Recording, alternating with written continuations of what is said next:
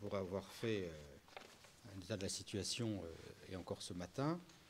Il y a eu effectivement des pluies très importantes, vous l'avez tous remarqué, on l'a tous constaté. Au moment où je vous parle, aussi bien du côté des résultats des prélèvements faits par la direction de la protection des populations, c'est dans le cadre d'un réseau qui s'appelle le REMI, un réseau national, et sur le bassin on a 14 points de prélèvement.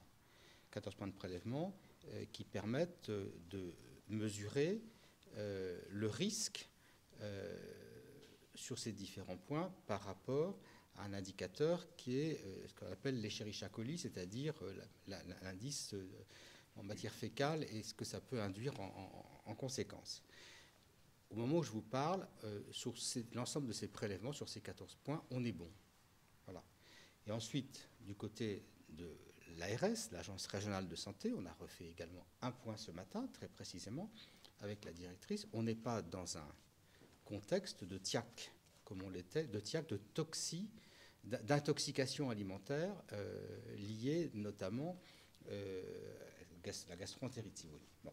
On n'est pas dans ce cadre-là, comme on pouvait l'être à la fin de l'année. Donc aujourd'hui, au moment où je vous parle, on verra bien ce qui se passera plus tard, mais pour l'instant, je n'ai pas d'éléments alarmants de la situation. Je pense que ça mérite d'être dit. Personne ne sait ce qui va se passer le 15 mars. Par exemple, le 9 et 10 mars, là, samedi et dimanche, nous sommes dans une situation de submersion marine qu'on n'a jamais vécue et qui n'est jamais arrivée dans cette intensité sur le bassin d'Arcachon. Tout ce que vit le bassin d'Arcachon a déjà été vu et revu.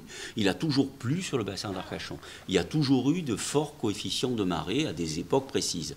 Mais les intensités sont devenues imprévisibles et répétitives. C'est la raison pour laquelle, avec l'État ici, avec le département, avec la région, nous prenons conscience de cette situation. On se donne tous les moyens, dans un délai court, d'améliorer cette situation.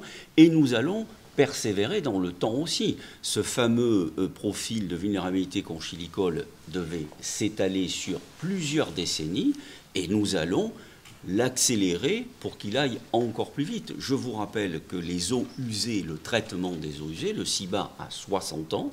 Pour arriver à une situation de traitement des eaux usées, il a fallu plusieurs décennies.